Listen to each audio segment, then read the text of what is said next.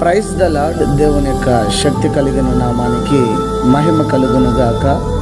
ఈరోజు దేవుని యొక్క వాగ్దానము కీర్తన గ్రంథము 20వ అధ్యాయము 5వ చరణము. యెహోవా నీ నామమును బట్టి మేము జయ ఉత్సాహము చేయుచున్నాము.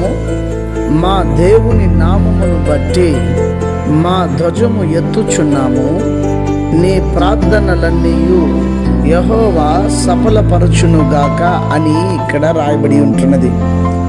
ఈ దిన వాగ్దానాన్ని వింటున్నటువంటి దేవుని ప్రజలారా, మనము చేసే ప్రతి ప్రార్థనకు దేవుడు సమాధానము దయచేస్తారని ఇక్కడ స్పష్టంగా చెబుతున్నాడు. ఈ వాక్యం యొక్క మొదటి భాగంలో మనం చూసినట్లయితే భక్తుడు అంటాడు, నేను యెహోవాని బట్టి జయ ఉత్సాహము చేయుచున్నాను, సంతోషిస్తున్నాను, పండగ చేసుకుంటున్నాను. ఎందుకంటే నా దేవుడు నాతో పాటు ఉన్నాడు. నా దేవుడు ఎల్లప్పుడూ నన్ను విడిచి పోలేదు. ఎప్పుడు ఆయన యొక్క దయగలిగిన హస్తం నాతో ఉన్నది అని చెప్పి ఎరిగిన వాడై భక్తుడు దేవుని గురించి సెలవిస్తూ అంటాడు, యెహోవాని బట్టి ధ్వజమెత్తుచున్నాను అంటాడు. అంటే నేను దేనికైనా సరే సిద్ధము కలిగి ఉన్నాను. కారణం నా దేవుడు నాకు తోడై ఉన్నాడు అని భక్తుడు దేవుని గూర్చి ఒక స్పష్టమైనటువంటి విశ్వాసపూరితమైనటువంటి మాటను వెల్లడి చేయుచున్నాడు.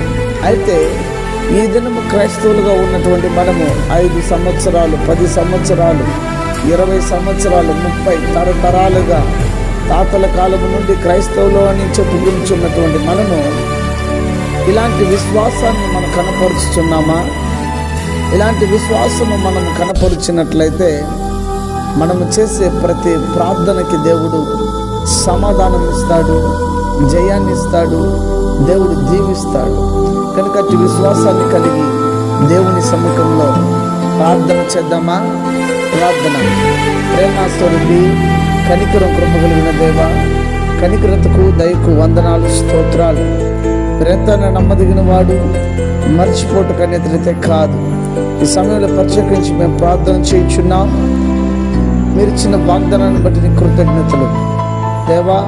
అనారోగ్యంతో ఉన్న వారికి ఆరోగ్యము, ఆర్థిక బంధులో ఉన్న వారికి విడుదల, రక్షణ లేని ప్రజలకు రక్షణనిచ్చి ప్రతి వారిని నేను అక్కడ సిద్ధపరచమని క్రీస్తు పేరిట వేడుకొని నామ తండ్రి, ఆమేన్. God bless you.